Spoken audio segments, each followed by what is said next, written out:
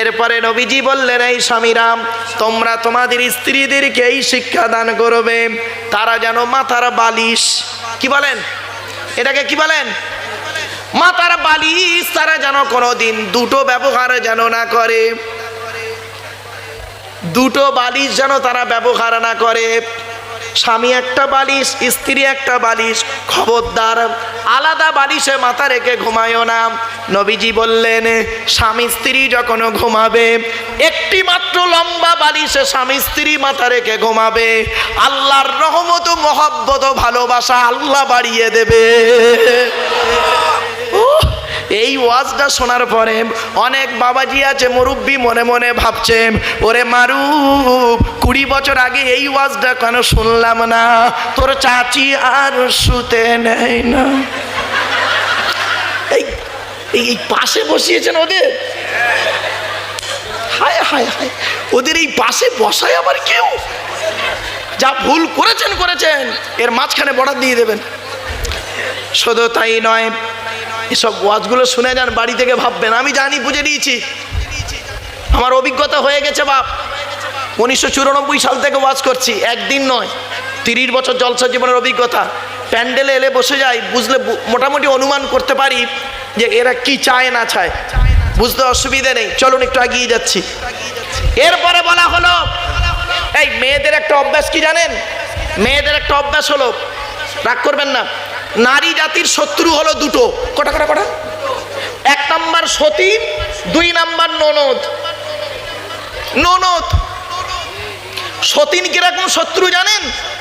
এই মা বোনেরা ভালো করে শুনে নাও, রাগ করো না, আজকে তোমরা জলসা শুনতে এসেছো, 60 বছরের জলসা শুনতে বসেছো, বাড়িতে গিয়ে ভাববে 60 বছরে এই কথাগুলো শুনেছি কিনা, বাড়িতে গিয়ে ভাববে। নারী জাতির শত্রু হলো দুটো, 1 নাম্বার সতীন, 2 নাম্বার ননদ। কিরকম নারী জাতির শত্রু সতীন শুনুন।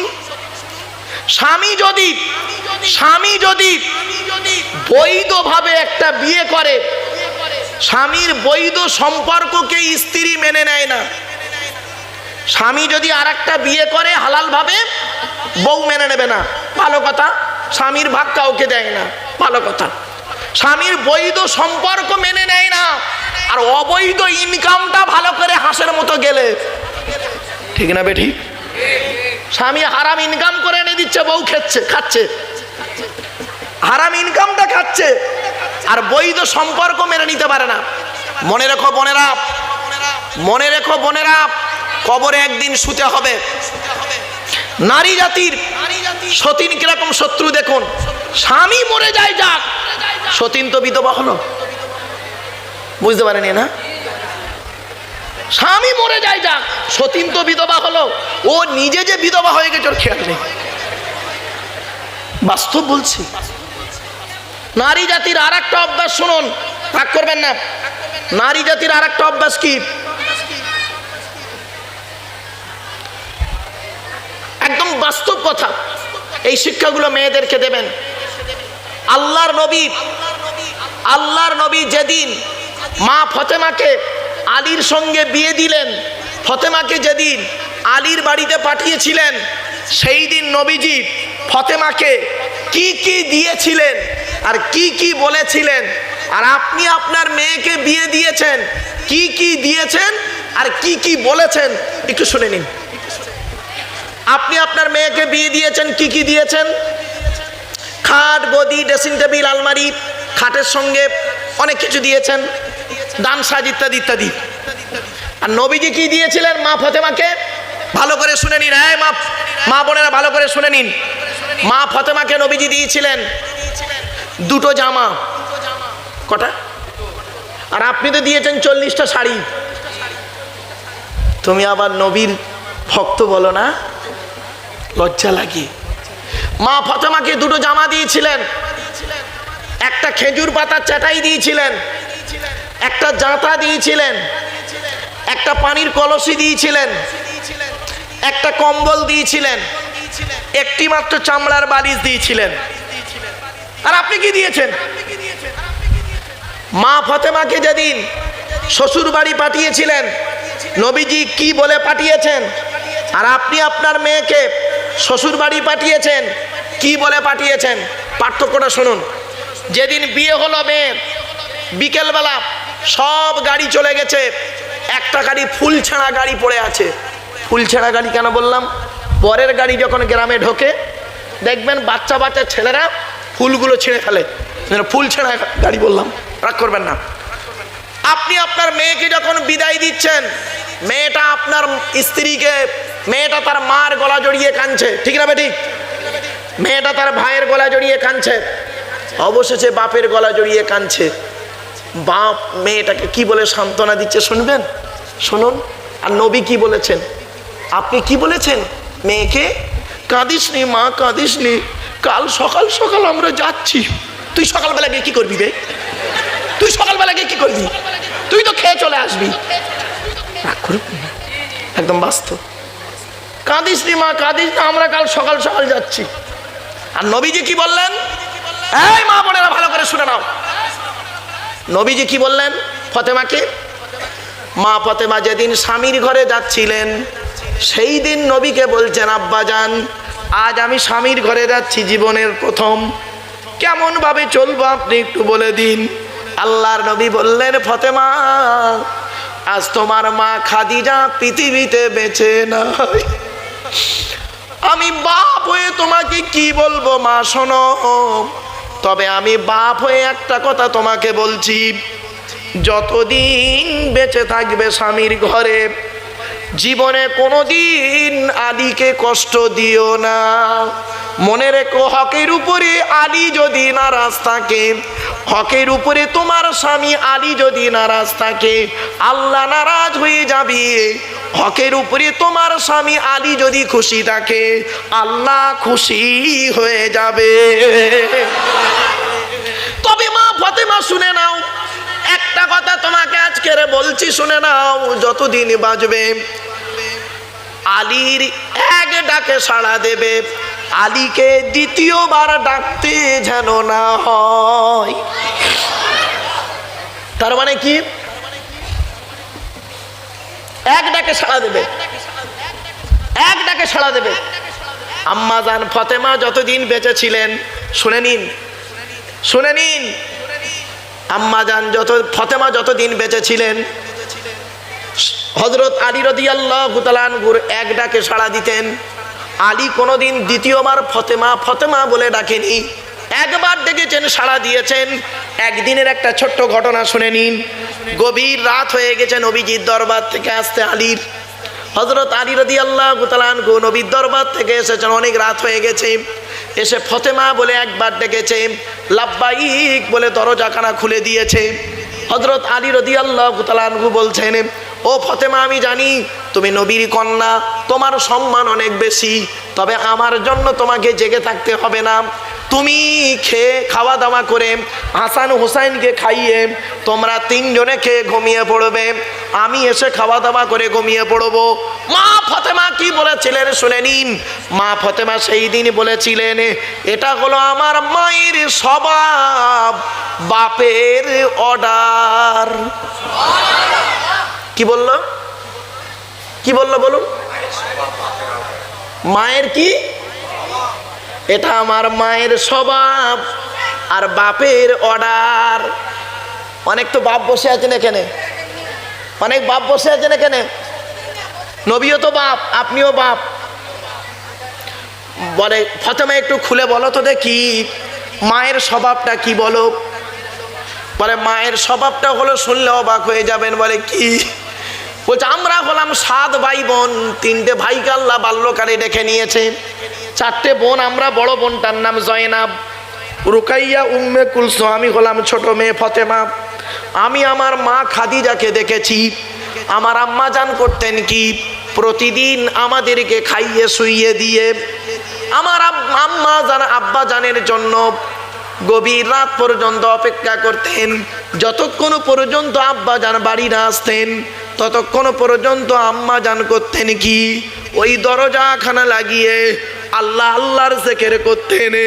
আব্বাজান যখন একবার খাদিজা বলে ডাকতেন, লাব্বাইক ইয়া রাসূল আল্লাহ বলে দরজাটা খুলে দিতেন। আমি আমার মায়ের থেকে এই স্বভাবটা শিখে নিয়েছি। এই জন্য বললাম, পেটে ধরলে মা হওয়া যায় না, আর জন্ম দিলে বাপ হওয়া যায় না। মা বোনেরা অনেক আনন্দ করছিল। শুধু তাই নয়, 2 নাম্বারটা কি বলো, বাপের অর্ডারটা কি? বলে বাপের অর্ডার হলো, আমার আব্বা জান যেদিন আপনার বাড়িতে আসি সেই দিন আব্বা জান আমাকে বলে দিলেন, আপনার নাম ধরে বললেন, আলীকে দ্বিতীয়বার ডাকতে যেন না হয়।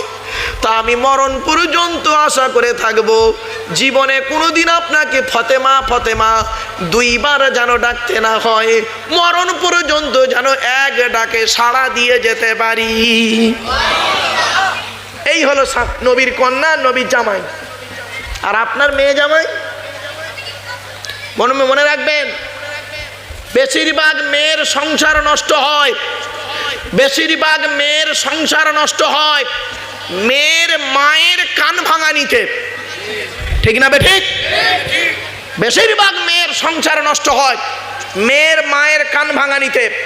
যে মেয়ের মা যত বেশি চালাক, যে মেয়ের মা যত বেশি চালাক, সেই মেয়ের কপালে তত তাড়াতাড়ি তালাক। তালাক ওই মেয়ের কপালে। এই জন্য মেয়ের মাদের বেশি চালাকি করা উচিত নয়। এই মেয়ের মায়েরা, মেয়েকে যখন শ্বশুর বাড়ি পাঠাবে, মেয়ের বাড়ি যখন যাবে, সর্বপ্রথম মেয়ের শ্বশুর শাশুড়ির সঙ্গে দেখা করবে। এটা হলো আদর্শবান মেয়ের বাম্মার পরিচয়। আর আপনারা কি করেন? গেইমনি মেয়ের ঘরের ভেতর ঢুকে পড়েন। মেয়ের শ্বশুর শাশুড়ি কি ভাবে জানেন? ওই এসছে কানে কামড়াতে। আপনি ভালো কথা বললেও সন্দেহ হবে, খারাপ কথা বললেও সন্দেহ হবে। আর আপনি প্রথম চটকায় যদি বেন বিয়াই বলেন তো নাকি, বেন বিয়াইয়ের সঙ্গে যদি কথা বলেন, ভালো মন্দ জিজ্ঞাসা করে মেয়ের ঘরে কি যা পারে করেন, অতটা সন্দেহ করবে না। আফসোস, এত সহজ আপনি ভাবলেন। বাস্তব কথা বলছি। আর একটা কথা বলে যাচ্ছি, শুনে নিন। জান্নাতি মেয়ে আর জাহান্নামী মেয়ে, অসুবিধা হচ্ছে আপনাদের না? জান্নাতি মেয়ে আর জাহান্নামী মেয়ে, সূরাটা তাফসীর করতে দিন। জান্নাতি মেয়ের পরিচয় আর জাহান্নামী মেয়ের পরিচয়। আজ এই কথাগুলো তুলে ধরছি। মা বোনেরা যারা বসে আছেন, নিজের বিবেককে প্রশ্ন করুন আর এই কথাগুলো শুনুন। শুনি নিজেই বলতে পারবেন আল্লাহ আমাকে জাহান্নামে দেবে না জান্নাতে দেবে। নিজেই বিচার করুন। আল্লাহর নবীর কাছে একদিন সাহাবীরা জিজ্ঞাসা করলেন, ইয়া রাসূল আল্লাহ, ইয়া হাবিব আল্লাহ, হুজুর জান্নাতি নারীর পরিচয় একটু দিন আর জাহান্নামী নারীদের পরিচয় একটু বলুন। আল্লাহর নবী বললেন, ওই নারী হলো জান্নাতি, ওই নারী হলো জাহান্নামী। আচ্ছা, আগে কোনটা শুনবেন, জাহান্নামী না জান্নাতি? আগে জান্নাতি? ও বাবা, আগে জাহান্নামীটাই হোক না, অসুবিধা হচ্ছে? জাহান্নামী নারীর পরিচয় কি? আল্লাহর নবী বললেন, ওই নারী হলো জাহান্নামী, যে নারী স্বামীর সঙ্গে যখন কথা বলে মেজাজ দিয়ে কথা বলে। কি দিয়ে? অনেক মেয়ে ছেলে আছে দেখবেন, নিজের গায়ের চামড়াটা সাদা, স্বামীর গায়ের রং কালো। নিজে বড়লোক ঘরের মেয়ে, স্বামী হলো গরিব ঘরের ছেলে। নিজে হলো অনেক শিক্ষিতা, স্বামী লেখাপড়া কম জানে, স্বামীকে ভক্তি শ্রদ্ধা করে না। স্বামীর সঙ্গে যখন কথা বলে তখন কিভাবে জানেন? মেজাজ দিয়ে কথা বলে। দেখতে পারোনি, খেতে পারোনি, এই ধরনের কথাবার্তা স্বামীর সঙ্গে যখন বলে। আর পাড়ার দুটো ইয়াং ছেলে এসছে, পাড়ার দুটো যুবক ছেলে এসে বলছে, ও ভাবি ভালো আছো? তখন ভাবি বলছে, হ্যাঁ ভাই খুব ভালো, তোমরা ভালো? তখন যুবক ছেলে দুটো বলছে, ভাবি তোমার গলার আওয়াজটা কি মিষ্টি। তখন ভাবি বলছে, যাক তোমার ভাই 20 বছরে আমার চিনতে পারলো না, তোমরাই আমার চিনতে পেরেছ। হ্যাঁ রে, 20 বছর তো স্বামী তোকে চিনতে পারলো না, এই দুটো যুবক ছেলে 5 মিনিটে তোকে চিনে ফেলেছে। আল্লাহর নবীর কাছে একদিন নারী জাতিরা এসেছেন, প্রত্যেকটার হাদিস আছে গো বাপ, এই হাসির ছলে গভীর রাতে বলছি বলে খারাপ ভাববেন না। আল্লাহর নবীর কাছে একজন নারী জাতিরা এসেছেন, নবীর কাছে একদিন নারী জাতিরা এসে বলছেন, ইয়া রাসূলুল্লাহ, পৃথিবীতে আমরা কাকে বেশি ভয় করব বলুন? আল্লাহর নবী বললেন, পৃথিবীতে তোমরা একজন ব্যক্তিকে বেশি ভয় করবে, ওটা হলো তোমাদের দেবর। কি বললাম? আচ্ছা, দেবর কোনটাকে বলে? স্বামীর উপরেরটা না পরেরটা? নিচেরটা। আল্লাহর নবী বলেছেন, তোমরা মৃত্যুকে যতটা ভয় করো, দেবরকে তার থেকে বেশি ভয় করবে। এত সহজ জিনিস ভাবলেন ধর্মটাকে। আর একটু এগিয়ে যাচ্ছি মায়েরা।